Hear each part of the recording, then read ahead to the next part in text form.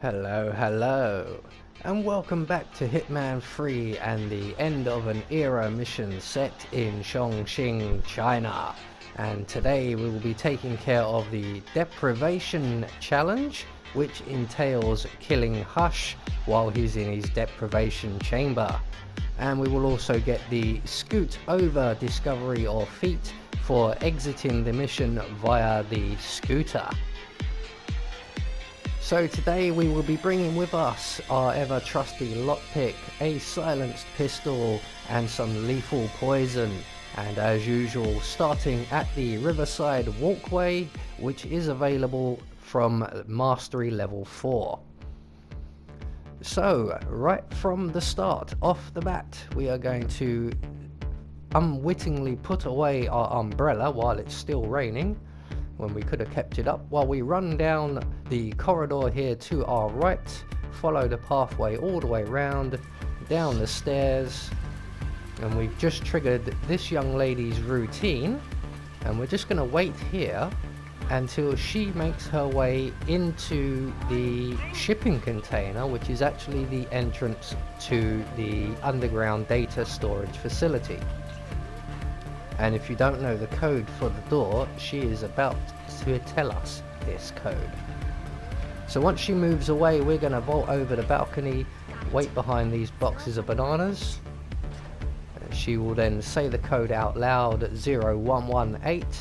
And we don't need the code because we're just going to follow her inside, nice and close, all the way in until we're in the data center itself. We're just going to wait at the top of the stairs here until she makes her way down. She will turn left. We can then make our way down over to our right, over the balcony ahead of us once again, drop down to tier level 1, and where we will select our camera, make our way into this area, just the door to our right, and we're going to scan the restroom windows to make them opaque, and make our way over to the restroom, and we're going to turn on the air conditioning unit, turn it off again, and that's going to distract one of the two people in the restroom. We need both of these people out of our way. So basically we're going to take on Imogen first of all, and we're going to use the venting some stress challenge to do that. So once the young lady arrives, we're going to render her unconscious. We're going to hide her body in the server room here. There we go. And now we're just going to rinse and repeat for the gentleman still in the restroom. So air ventilation system on, air ventilation system off, hide in the server room, wait for our victim. He should be here any second now. There he is. Once he's in position, we can render him unconscious. We can hide his body in the server room in the closet, and we will also take his outfit. So once he's safely tucked up, it's a nice yellow tie. Do you have that in red? So once we've got his outfit on, we are free and clear to make our way past the restroom and down the corridor. We're going to use our camera on the window to our left here, and that will block the camera's view, and we can continue on down the corridor, making sure that Imogen isn't in the area or approaching. We are then going to scan these 3 workstations just on our left, and once all 3 are scanned, that's going to send all 3 of these employees to the break room. And when Imogen comes around on her routine, she will see that those 3 people are not at their stations. She will come to the break room and she will dismiss them back to work. In the meantime, we're going to make our way to the server room. We're going to poison the ventilation system, and we're going to wait by the ventilation controls outside the restroom. And eventually our 3 victims here will arrive, and they should be shortly followed by Imogen herself. Sometimes it can take a little while longer, depends where she is on her routine. So she is sending them all back to their stations. We're going to wait for all 3 of them to leave and the door to close, because this poison is somewhat potent.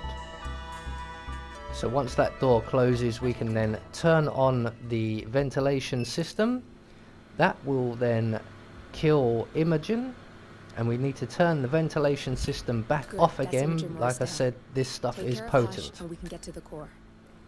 So that's Imogen taken care of. All we have to do now is make our way out of the facility the same way we came in, except this time using the stairs like a normal person. And we're going to make our way right the way back out through the shipping containers and back into the main square of the town. There are no enforcers this high up in the building, so we can just run all the way there. And our next stop now will be the block building where Hush is located. So we're going to make our way up the stairs across the square and around to our right. And ahead of us will be the block building. We are going to require ourselves a few items. So we're going to go around the building to our left and in through the window just here on our right. And once through the window, we can go through the door to our left, down to the bottom of the stairs. I'm going to grab this wrench, although I don't think we'll actually use it. And in the corner of the room, in this old fridge, we will find a fuse, and we do require that. So once we have the fuse, we can make our way back up to the ground floor, and out through the door. Just by the door, we will find a pipe. We're going to ascend that pipe, which will take us up to the first floor. We're going to make our way down the corridor here. You can go through that locked gate if you so wish, but you will have to avoid a few people and a camera that you cannot destroy without being seen first. So the safer route, I find, is to wait right here outside this interview room, and we're going to wait for the interview to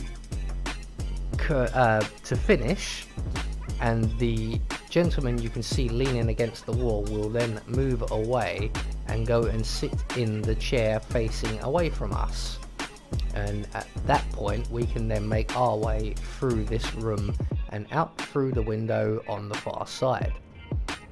So everybody is now leaving and getting into position, and once this guy sits down, we can then make our way through the room, avoid the camera on the left there, go between the table and the chairs, the safest route, around to our left once we're through the window, to the end of the balcony, where we can then drop down, grab a hold of the pipe, and we can make our way up to the second floor, where we will once again vault over the balcony. We're now going to make our way to the door just over here on our right. We have to lockpick this door, but we want to be aware of where there is a moving guard on our left.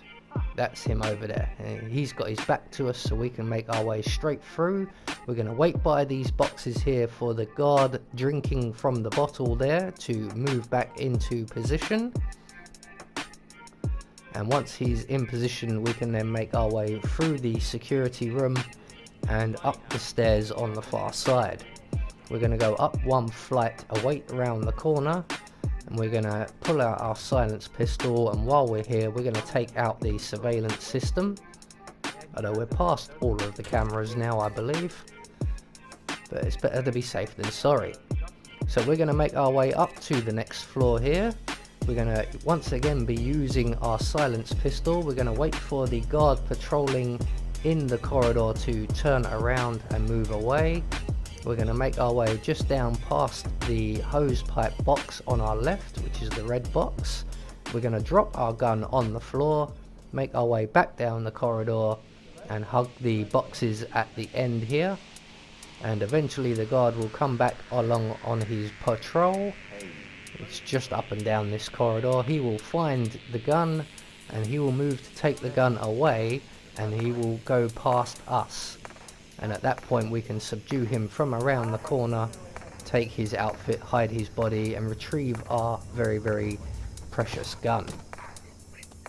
As you can see in the background, Hush is there in the background of the corridor, with his bodyguard. But once we have this guard's outfit on, the only person we will have to worry about will be Hush's personal bodyguard. So once we've got the outfit and the guard safely tucked up, we're going to collect up our guns, make our way through the door on our left in the corridor, and around to our right, and on the desk we will find some lethal poison. And with that in hand, we can now make our way up to the top floor. So back round to the stairwell, we're going to go to the keypad door and enter the code 2552.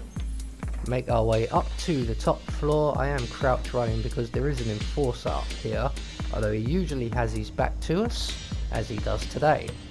We're going to make our way through the doors and out onto the balcony as quickly as we can, where we will encounter at the end of the balcony another keypad door. Using the same code 2552, we can unlock that door. We're now going to use instinct to see where the doctor is, or the scientist. He's not in the ideal position, and Hush has just arrived. He's going to sit in that chair behind us. The doctor has now moved into a more favourable position for us, so we can enter into the room, get behind the doctor, render him unconscious. We're going to hide his body in the closet behind us, and then we can move on and repeat this for the guard. And don't forget, when you render the guard unconscious, to collect his gun, because this is where we are going to kill Hush. This is the deprivation chamber, this fancy piece of TARDIS looking equipment. So once we've got the guard safely tucked up in the closet, we're going to approach the fuse box to our right. We're going to replace the fuse, make our way back out onto the balcony, and at the far end of the balcony we will find a ventilation system, and we're going to wait right here for Hush to finish what he's doing, and he will make his way into that deprivation chamber, and he will sit down in the deprivation chamber chair, at which point we can then poison the air conditioning system. So he is now in the room.